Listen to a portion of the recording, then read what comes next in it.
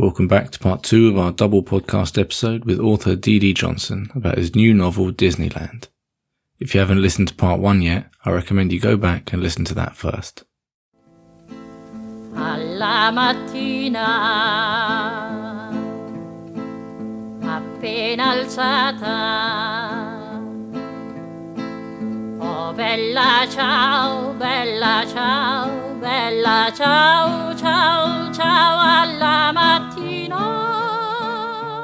Before we get into the episode, just a quick reminder that we're only able to keep producing these podcasts, both working class history and literature, thanks to support from our listeners on Patreon. Our supporters fund our work and in return get exclusive early access to podcast episodes, bonus episodes, free and discounted merch and other content. Join us or find out more at patreon.com/workingclasshistory. Link in the show notes.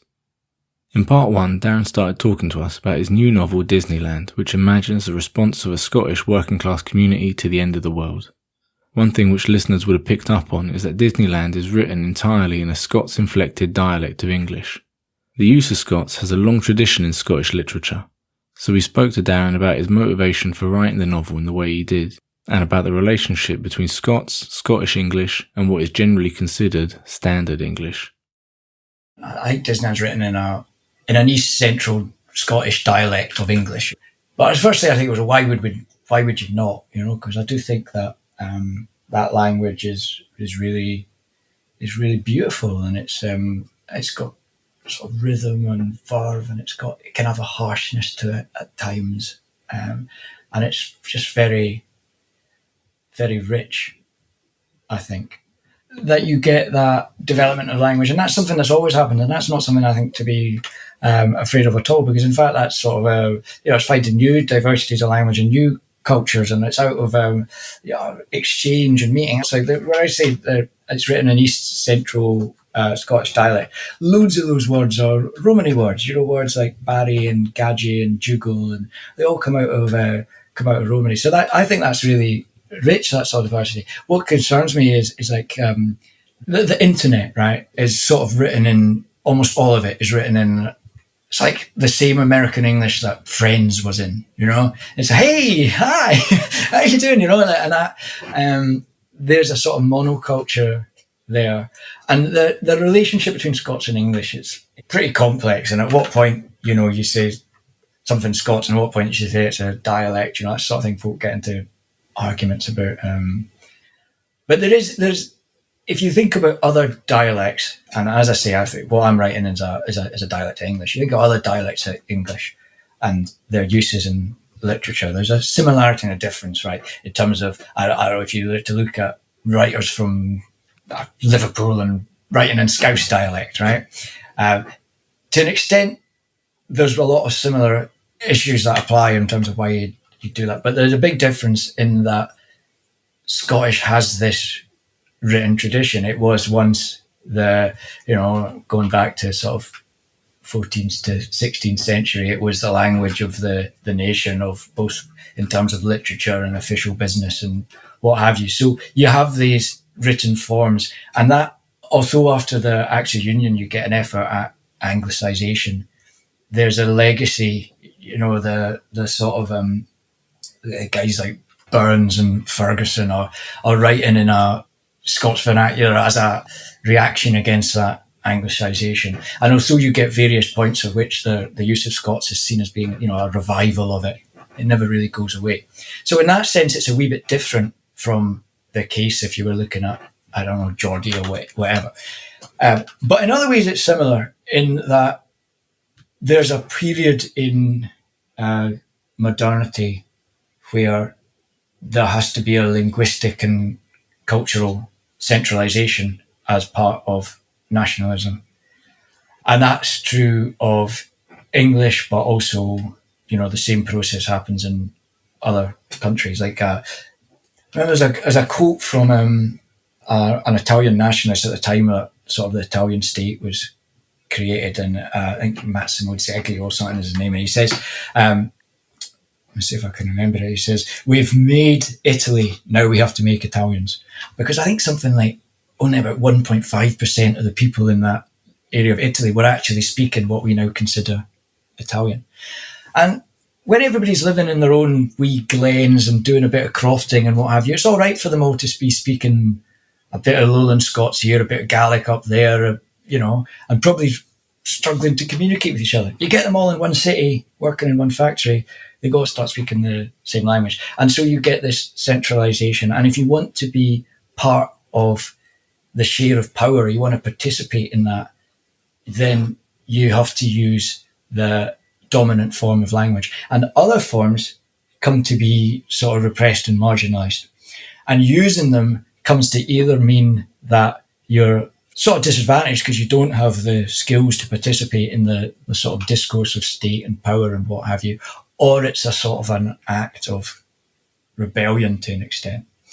And that's how I think like attitudes towards Scots are changing a lot. But certainly when I was at school and growing up, you'd be encouraged to speak correctly, and correctly meant not using local words, local grammar, etc. I mean, I think like James Kelman's been really influential for me in terms of how he's, over many years, advocated for the idea that Scots can be used for the whole story. There's this tradition that goes back at least to Walter Scott of you have the dialogue being in Scots and then the narration's English. And that's what I did in my first novel, where the Scottish characters speak Scottish and then the narration's in sort of standard written English. And in terms of how it interacts with nationalism, again, I probably, share Kelman's suspicion towards all forms of nationalism, including Scottish nationalism.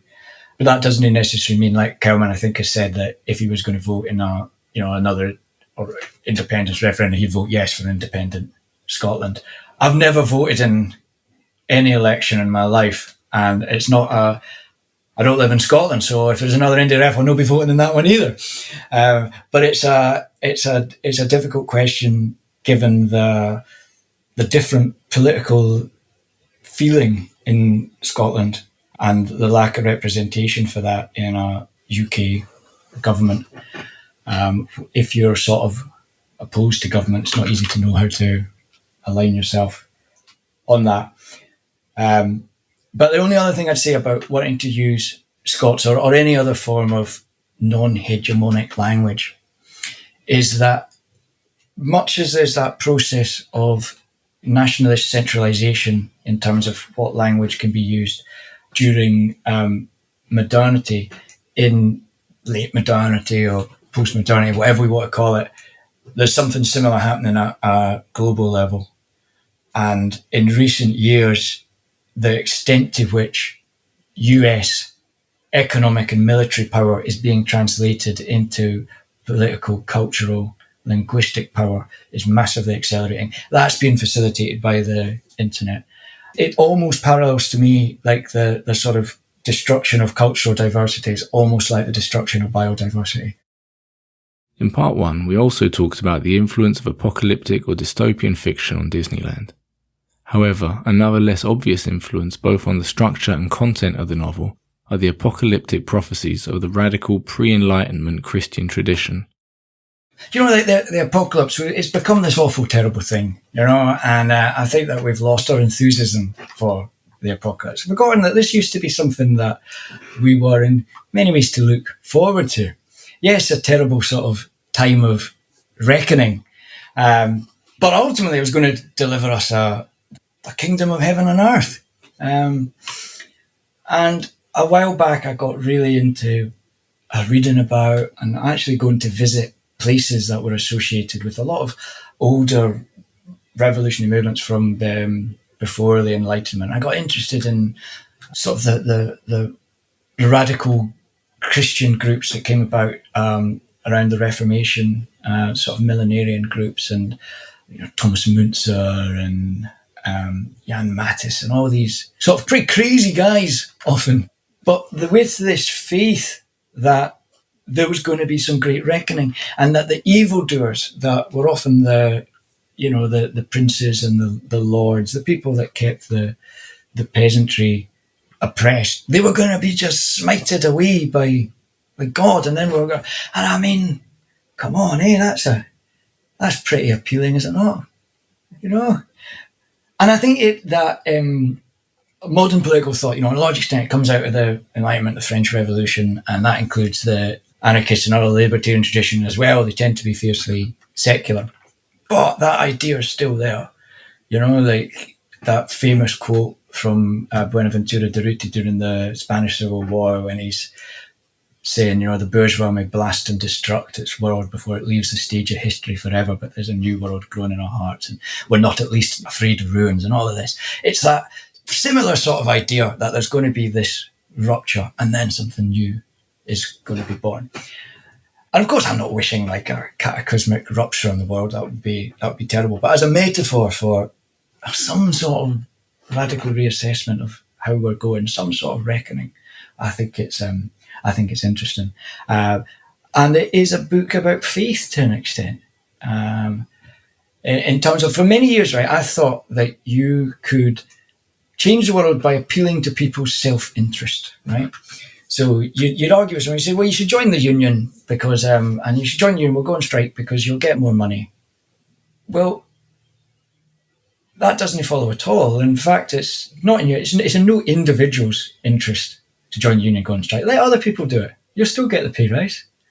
The reason why you do that is because of some belief, because you feel it's right. And I don't think that you can ground that belief in some sort of objective morality. I sort of agree with Nietzsche about that. That you say, well, you should join the strike on union because if the union does well, it's going to lead to a more equal society and that's fairer. Well, why should it be fair? There's no sort of way to end those sort of questions except that you believe in it and it requires a wee bit of a leap of faith. So all that was going on with the book. And I wanted to start where the sort of apocalyptic disaster scenario that we see play out so often, but give it back its fun element, get some laughs in there.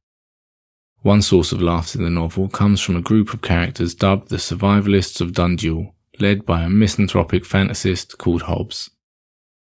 I got a character in the novel, Hobbes, who's he's a prepper, a survivalist. He's been one of those guys who's all getting his guns ready and he just can't wait for the end of the world to come. And he's convinced that it's basically going to go down like a zombie apocalypse movie. And him and his buddies, they go out and they camp in an adventure playground and they're sort of satirised and ridiculed. But that name, of course, comes from Thomas Hobbes, the English Civil War era philosopher, and his idea that in the absence of strong authority, we can revert back to our natural state, which is the war of all against all.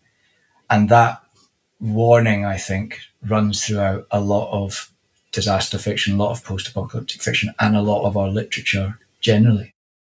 Darren is about to read out a passage that exemplifies and makes fun of that kind of trend in post-apocalyptic fiction. In this passage, Hobbes and his two followers that make up the Survivalists of Dundule begin their eager preparations for the end of the world and the war of all against all that entails. Anyways, as you ken, on the night of the rioting, Kieran goes to meet Hobbes out at the adventure playground. Now, Hobbes chose the adventure playground as a site of camp survival when they used to train there. He'd timed them as they climbed into the treehouse, zoomed down the flying fox, edged along the balance beams, galloped across the tire traverse, hopped from log step to log step, scrambled over the clamber net and sprinted up the slide into the play fort. But parents gave them grief for thudding up the slide in army boots. Sunburn's da went mental when Kieran knocked his toddler off of the balance beam. In the end, they had to quit the playground after Bodkins received a sexual offenders prevention order. Nonetheless, on their first night, when the ignorant masses, the zombies as they call them, are all looting and burning, the Survivalists of Dundule lash tarpaulins across the roof of the play fort and climb into their shelter via the kiddie-sized ladder. Kieran lies awake, listening to the thunder snow, feeling all snug and proud. Because while the likes of Ruth are getting hypothermia, the Survivalists are prepared. They've got bivy sacks, Arctic-grade sleeping bags, Gore-Tex camel suits. While the zombies are all shiting themselves about what they're going to drink, the survivalists drink the water from the Duleburn, either boiled or purified with tablets.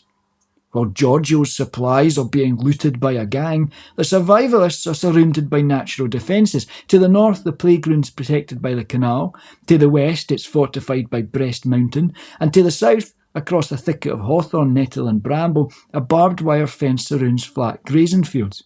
The only weak spot is to the east, where the playground's car park is fed by a wee road that comes round from behind the museum. Now, this road crosses a tributary of the Avon, near where the burn meets the canal. So Kieran and Hobbs barricade the bridge with a fly-tipped cooker, a rotten sofa, the springs of a mattress, a rusted fridge freezer, all this kind of thing. While the zombies are risking typhus because they can't flush their kludges, Bodkins digs a toilet trench in a copse of elder and hawthorn. And Bodkins, right, basically looks like a bairn off of a biscuit advert. All freckles and dimples and blue eyes. So he's forever trying to make his appearance less boyish. Many times a day he checks the progress of his tash, like a gardener checking on a prize marrow. But nobody else even kens he's supposed to have a tash. So, as he digs the kludgy, he takes a moment to wipe streaks of dirt on his cheeks, because he thinks that'll make him look more manly. Anyways, when the trench is deep enough, Bodkin spikes the spade into the excavated dirt and invites Hobbs to christen the new toilet. Well, Hobbs slips down his old trousers, unbuckles his belt, yanks down his combats, drops his antimicrobial kecks, and stands exposed in the frozen air. He hunkers down, feet astride the trench. To begin with, nothing happens, then you can hear a wee trickle of piss. Hobbs stays squatting, arse pointing into the trench, and they all stand around till he manages to produce. "Brothers," he says, wiping his arse with a frosty dock leaf, "the new world is born." This passage is obviously mocking the grown-up fantasies being acted out by the survivalists, but the novel is also making a broader, more serious point in its contrast between the survivalists and the wider community, about cooperation versus competition, and how humanity organises itself to survive catastrophe. This contrast can even be seen in how Kieran imagines the ignorant masses succumbing to violence and hypothermia, and the reality of how Giorgio and others come together to support each other in the passage read out in Part 1. There are some parts of Disneyland which even seem to parallel the work of Russian anarchist Peter Kropotkin and his book Mutual Aid, A Factor in Evolution, about which famous paleontologist Stephen Jay Gould maintains that, while flawed in places, quote, Kropotkin's basic argument is correct, end quote. That is, Kropotkin argues that even in nature, survival isn't just a case of the strongest will survive in the sense of all against all. Instead, using a range of studies, Kropotkin concludes that mutual aid is, quote, the surest means for giving to each and to all the greatest safety, the best guarantee of existence and progress, bodily, intellectual, and moral, end quote. And, moreover, that, quote, those species which best know how to combine and to avoid competition have the best chances of survival, while the unsociable species decay, end quote. I wouldn't go further than that and say that human nature is essentially benign or that we're innately good or anything. But what I would say, and what I think is the flaw with all the arguments about our supposed human nature, is that our only nature is our necessary sociality. Like we're born ridiculously early, totally unable to look after ourselves, for years, sort of increasingly into our mid-20s, it seems. So there's just no possibility. There has never been, will never be a human that is nature. It's always to do with how they're nurtured. And part of that is that, you just look at a baby and the ways that they want to reciprocate and respond to other humans, and they want to share their food and share their toys, and they have this capacity for love. And we probably didn't spill as much ink thinking about our capacity for love and kindness as we do thinking about our capacity for savagery. Indeed, one key theme in the novel is precisely this potential for love and kindness. Moreover, it shows how, even if started for reasons of pure practicality, like just keeping each other warm, as in the passage read out in Part 1, the act of cooperation has the power to transform people. Ruth never used to like talking. It was one of the things that had to be done, like putting out the recycling or periodically changing tariff with your energy provider. See, everybody lived separate lives, raised separate families, lived in separate homes and distant neighbourhoods, pursued esoteric hobbies and devoted themselves to jobs so specialised or alienated that they seemed pure pointless to anybody not employed in the same field.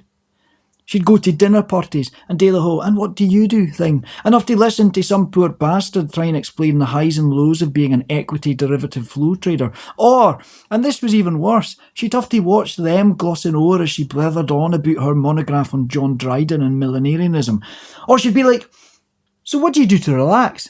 And then she'd be stuck for follow-up questions when the guy turned out to be an ornithologist that was eager to tell her about a white-winged scooter he'd spied at the Eskimouth some year back. And because such conversations were so grim, folk, understandably, resorted to the one thing they shared: consumption. Like, sometimes men would discuss their consumer choices as car buyers, or women would discuss their consumer choices when choosing new clays or kitchens. Mixed groups discussed the cost of membership at different spa clubs, or they shared their consumer experiences holidaying on different Greek islands or dining at a new restaurant where the food was cold or the service was slow or you had to try the tarte tatin. But most of all, they discussed their consumption of culture. They talked about who'd read that year's Booker winner, and was it no awfully good or rather dull or just so sad at the end? They debated the social importance of Motown, whether Kurt Cobain was the last rock star, whether Rima Laidlaw was feminist. They talked about a new Guardian article on CGI or a Times piece on the Metropolitan Opera. And you ken yourself how it goes. 'Cause they'd nae other way to relate to each other, they talked about these things like they mattered. They fell out politely because somebody agreed with a 5-star review for a new Tarantino film, or said Leonard Cohen shouldn't have got the Nobel Prize for Literature. They politicised their responses to entertainment, made them into points of morality. They disdained alternative viewpoints the way union members had once disdained scabs or congregations had once disdained heretics. But ken what? Though these conversations were repetitive and pointless and acrimonious, they thought them way superior to the mundane chit-chat they overheard via the tables in bars and restaurants and coffee houses. They scoffed when they heard a table of co-workers gossiping about their manager or debating the best strategy for restructuring the office. It was a truism that there was nothing sadder than going out and talking about work. But now Ruth sees that shared endeavour is the sole basis for meaningful conversation. Much of the work that she and others devoted their lives to was Sisyphean in its pointlessness. But the conversations such work generated were nonetheless the best conversations they had. Now, every conversation is underwritten by shared endeavour, by collaborative effort. Ruth can't stop chatting, can't stop listening, can't stop asking questions. She's laughed more these past 10 days than she laughed in all the preceding decade. It's enormous. This is actually one of my favourite passages from the book, not just because of how it captures the way our relationships are structured by capitalist society, but also the way it imagines how they could be different. In particular, the line about shared endeavour being the sole basis for meaningful conversation points to how even our interpersonal relationships might change if society were organised differently. It's also a change that we can find glimpses of today, as anyone could tell you who's experienced the excited conversations that take place as a union drive or community campaign heats up. And it's an excitement that infects us as readers as we watch Disneyland's characters build a new society where shared endeavour begins to underwrite every interaction. This idea of radically restructuring society comes across far more urgently in Disneyland than it does in any of Darren's previous novels. I think that sense of urgency in the new novel comes from just a feeling that time is short and the stakes are incredibly high. You know, like they're talking about the direct action ecological movement and anti-capitalist movement, all that, 25 years ago. And at that time we were saying, like, guys, this is beginning to happen. You got to watch out for this. It's on the way. Now you can feel it. You can feel it on your skin. You can see it again and again and again, that the climate change, and you can see it in the wildfires and everything else. And that's really frightening. The speed at which our ways of living and interacting with each other are changing is frightening. The the COVID lockdown, it's quite possible, I think, to be simultaneously concerned about the virus and its effects on vulnerable people, and deeply frightened by this unprecedented extension of state power and what it means that you can have a society where there has been that experiment in people never leaving their homes. And we're having children. Again, it makes the stakes higher because it's just worse when things are going to happen to someone that you love. You know, if the world's going in a terrible direction, you know, I'm a middle-aged guy and I don't want to write myself off yet, but I've not got masses to lose. But when I look at my wee boy, and yeah, it does feel urgent. And also at the height of the pandemic, my work started a redundancy process by email, totally unnecessarily. You know, they were just a sort of periodic thing. And I had that sort of face this tyranny of bureaucracy to deal with.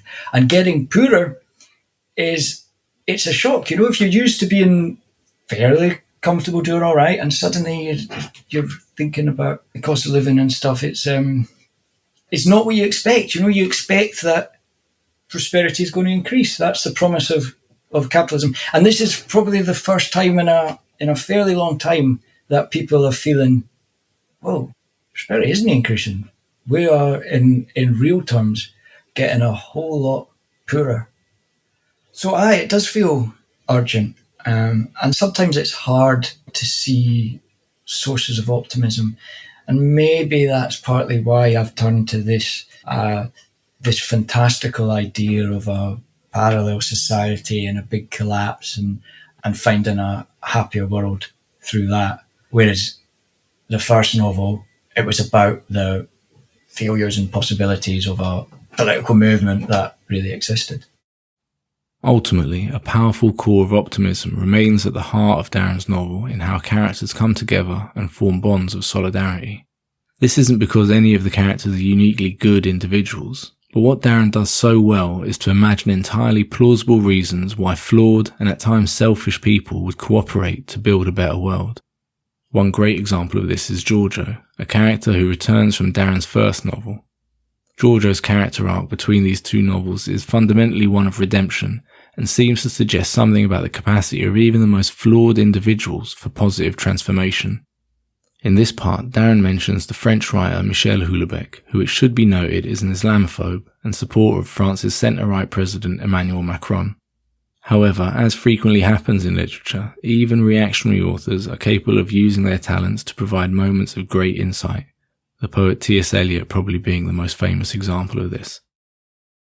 I think that to an extent, your characters are always elements of yourself.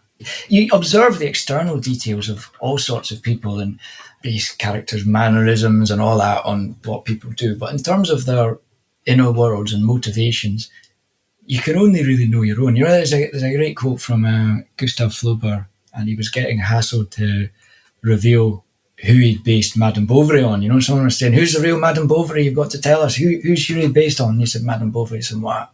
She's me. In the same way, the characters, you know, at the start, when they're not very nice, that's all me. And then there's this healing process, you know, as they develop. It's sort of maybe a therapeutic thing like that. But bringing Giorgio back, you know, Giorgio, he gets a bit of a rough deal in the first novel, doesn't he? Like he's portrayed as a bit of a loser, and then he gets horribly beaten up. And generally, I feel enormously warmly, forgivingly towards individuals. There's very few individuals that I don't have sort of sympathy and empathy for. And most of my anger is always displaced onto systems. And I know that systems are just the actions of individuals, but maybe because I've so often felt powerless with the way that systems shape my life, that's where I tend to feel anger. So I don't sort of have a grudge against Giorgio or anyone else, and I wanted to bring him back, and I wanted to redeem him. And I guess it's that, like, mainly I write about, we've talked a lot about politics and jobs and class struggle and all of that, but mainly what do you write about? You write about love and death. There's nothing else that really matters. And Disneyland's a book that's born out of how much I love my son, and I hope that there's something of my love for people who can often seem obnoxious and annoying and are trapped in systems that aren't our choosing. But I continue to have a great deal of faith in them. There's another book about the end of the world as we know it, which is maybe, there's a writer, it's maybe an unlikely one for me to mention, but I'm thinking of Michel Houellebecq's Atomized.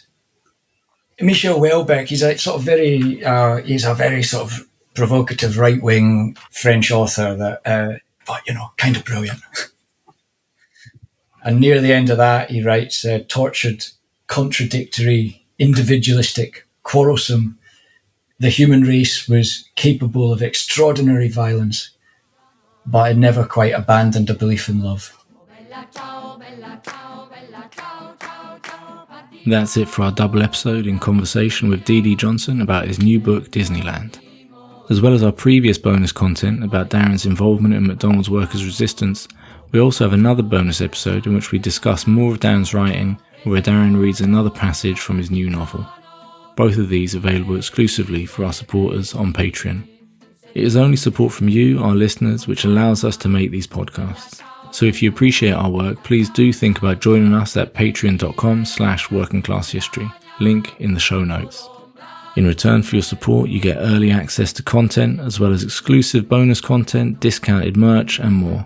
And if you can't spare the cash, absolutely no problem. Please just tell your friends about this podcast and give us a 5-star review on your favourite podcast app. If you'd like to read some of Darren's novels, check out the webpage for this episode where you'll find links to buy them from an independent bookshop. You'll also find links to his website, ddjohnson.uk, as well as sources, further reading, and more. Link in the show notes. Thanks again to our Patreon supporters for making this podcast possible, and special thanks to Stone Lawson and Jazz Hands. Our theme tune is Bella Ciao. Thanks for permission to use it from Dischi del Sole. You can buy it or stream it on the links in the show notes. This episode was edited by Jesse French. Anyway, that's it for today. Hope you enjoyed the episode, and thanks for listening.